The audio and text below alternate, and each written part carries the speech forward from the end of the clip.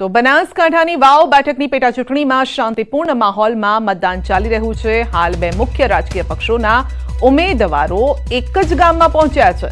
ભાજપ ઉમેદવાર સ્વરૂપજી ઠાકોર અને કોંગ્રેસ ઉમેદવાર ગુલાબસિંહ રાજપૂત મોરીખા ગામ પહોંચ્યા છે। એક જ ગામમાં પહોંચ્યા બાદ ભાજપ ઉમેદવાર સ્વરૂપજી ઠાકોરે કોંગ્રેસ ઉમેદવાર ગુલાબસિંહ રાજપૂતને હાથ મિલાવવા હાથ લંબાવ્યો, પણ કોંગ્રેસ ઉમેદવારે હાથ ન મિલાવ્યો અને બંને સામસામે હાથ જોડી રામ રામ કર્યા હતા। તો ગુલાબસિંહ બોલ્યા છે કે ગુલાબ ખીલશે કહી અને હરખાતા તેઓ નજરે પડ્યા હતા।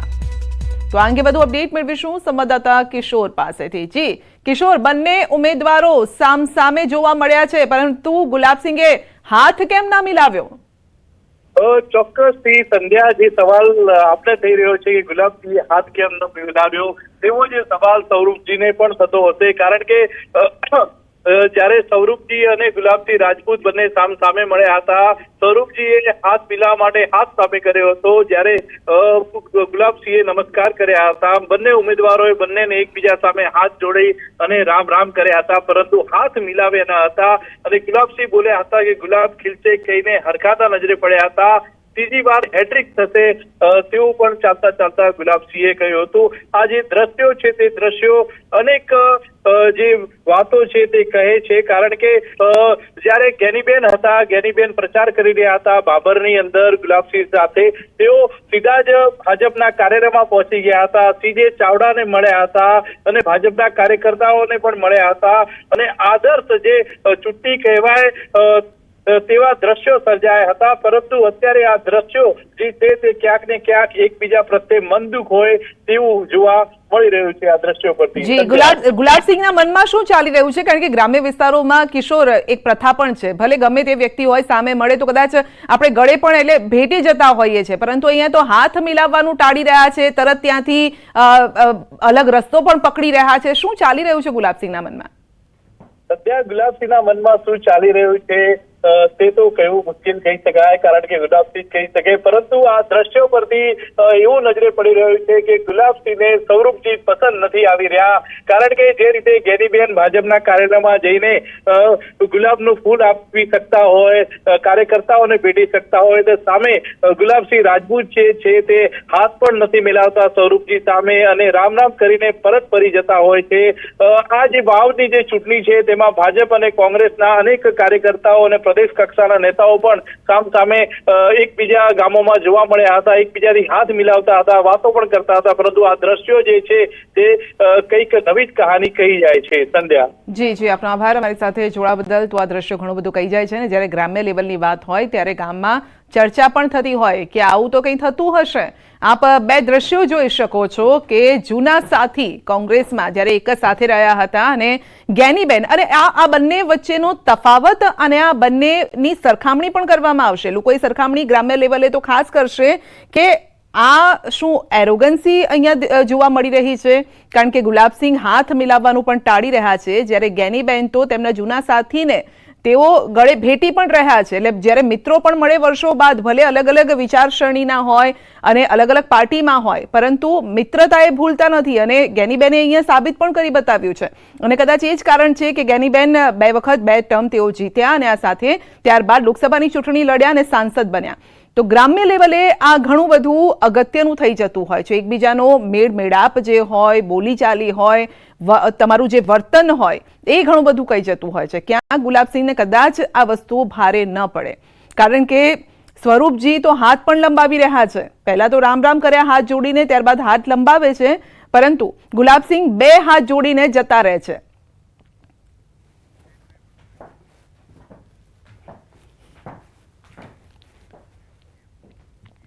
વડોદરાના સાંદરણા ગામે 150થી વધુ વૃક્ષો કાપી નાખતા વિવાદ સર્જાયો છે, જેને લઈને જાગૃત નાગરિકે ઉચ્ચ કક્ષાએ રજૂઆત પણ કરી છે। ગૌચરની જગ્યામાંથી વૃક્ષો કાપી નખાયા હોવાના જાગૃત નાગરિકે આક્ષેપ કર્યા અને આ નાગરિકનું કહેવું છે કે આ વૃક્ષો 30 થી 35 વર્ષ જૂના છે। જે તે સંલગ્નની તમામ સરકારી કચેરીમાં વૃક્ષ નિકંદન બાબતે રજૂઆત કરાઈ છે, જો કે રજૂઆત છતાં કોઈ કાર્યવાહી કરવામાં નથી આવી અને અરજદારે આરોપ લગાવ્યો છે। ત્યારે આ મામલે સરપંચને પૂછવામાં આવતા સમગ્ર મામલે અજાણ હોવાનું જણાવ્યું અને ગ્રામ પંચાયતે વૃક્ષો કાપવાની પરવાનગી કોઈને પણ આપી ન હોવાનું સરપંચનું રટણ છે। અમારા ગામની ગોચરની જમીન જે સરકારશ્રીની માલિકીની છે, જે છેલ્લા 1 માસના સમયગાળા દરમિયાન 10મા મહિનામાં આશરે સરકારની નાયબ કલેક્ટરની મંજૂરી સિવાય 150 થી વધારે વૃક્ષો કપાઈ ગયા છે. 25 થી 30 ટેમ્પા જેટલા માલ ભરાઈ ગયો છે. એમાં ઝાડ આવે છે દેશી બાવળ, દેશી લીમડા, દેશી સમળા, કુકરેજ, આ રીતના બધા વૃક્ષોનું બોડાના અને ગ્રામ પંચાયતના સરપંચને બધા મળી અને વગર પરમિશને કટિંગ થયેલ છે. એ બાબતે તો જો મને કોઈ જાણ છે નહીં. હા, 1.5 વર્ષ પહેલાં એ લોકોએ પરમિશન માંગી હતી, પણ પંચાયતમાંથી પરમિશન આપી નથી ઝાડ કાપવાની, અને એના એક પણ પૈસા અમારી પંચાયતમાં અમે જમા દીધા નથી. તો જે આ ઝાડ કપાયા છે એ બાબતે તમને ખ્યાલ કરો કે કોને કાપ્યા, શું છે? ના, એ પણ કોઈ જ અમને ખ્યાલ નથી, અને અમને કોઈ જાણ નથી કે કોને કાપ્યા છે અને ક્યારે કાપ્યા છે. રાજકોટમાં વિદેશ પ્રકારની ડિઝાઇન સાથેનો આધુનિક વોકળો બનશે અને શહેરના સર્વેશ્વર ચોકના યાજ્ઞિક રોડ પર વોકળો બનાવવા માટે ખાતમુહૂર્ત કરાયું છે. આ વોકળાની કામગીરી આગામી સમયમાં શરૂ કરાશે. સર્વેશ્વર ચોક ખાતે 110 મીટર લંબાઈ અને 9 મીટર પહોળાઈ ધરાવતા વોકળાનું કામ આગામી સમયમાં શરૂ કરાશે. ₹4.91 કરોડના ખર્ચે વોકળાનું કામ એજન્સીને સોંપાયું છે. મહાનગરપાલિકાના સ્ટેન્ડિંગ કમિટી ચેરમેને કહ્યું છે કે વોકળાની 1 વર્ષની કામગીરી 6 માસમાં પૂર્ણ કરાશે. મહત્વનું છે કે વર્ષ 2023માં આ વોકળાનું સ્લેબ તૂટી પડતા એક મહિલાનું મોત થયું હતું અને 15 લોકોને ઈજા થઈ હતી, અને હવે નવો વોકળો બનાવવાથી લોકોએ ખુશી વ્યક્ત કરી છે. આખો પ્રોજેક્ટ માટે કન્સલ્ટન્ટની નિમણૂક કરવામાં આવી હતી. કુલ ખર્ચ ₹4.91 કરોડ ખર્ચ છે. આખો આધુનિક વોકળો અમે બનાવવા જઈ રહ્યા છીએ. આવનારા 50 વર્ષ સુધી કાંઈ મુશ્કેલી ન પડે. આ 1 વર્ષનો પ્રોજેક્ટ છે, પણ 6 મહિનામાં હાલમાં જ અધિકારીઓને મેં સૂચના આપી છે, એજન્સીને સૂચના આપી છે કે 6 મહિનાની અંદર આ પ્રોજેક્ટ પૂરો કરો, જેથી કરીને વેપારીઓને મુશ્કેલી ન પડે. રાજ્યના શિક્ષણ મંત્રી પ્રફુલ્લ પાનસેરિયાએ માનવતા મહેકાવી છે. સુરતના સરથાણા રિંગ રોડ વિસ્તારમાં અકસ્માતનો ભોગ બનેલી મહિલાને હોસ્પિટલમાં પહોંચાડ્યા. મહિલાને અજાણ્યા વાહન ચાલકે ટક્કર મારી હતી. મંત્રીએ રોડ પર અકસ્માતગ્રસ્ત મહિલાને જોતા એક ક્ષણની પણ રાહ જોયા વિના પોતાની કારમાં મહિલાને તાત્કાલિક સારવાર અર્થે ડાયમંડ હોસ્પિટલ પહોંચાડ્યા. શિક્ષણ મંત્રી પાનસેરિયાની કામગીરીને લોકોએ બિરદાવી છે. સોમનાથ કાર્તિકી પૂર્ણિમા મેળા 2024ના બીજા દિવસે લાખોની સંખ્યામાં લોકોએ મેળાની મજા માણી છે. લગભગ 2 લાખથી વધુ લોકોએ મેળાની મુલાકાત લીધી હતી. બાળકોની રાઇડ્સ, ભજીયા, ખાણીપીણીનું માર્કેટ, હસ્તકલા હાટ, તમામ હજારોની સંખ્યામાં અહીં જોવા પણ મળ્યું અને લોકોની અહીંયા કતાર લાગી. મોટી સંખ્યામાં લોકો આવતા વેપારીઓમાં પણ આનંદ છે.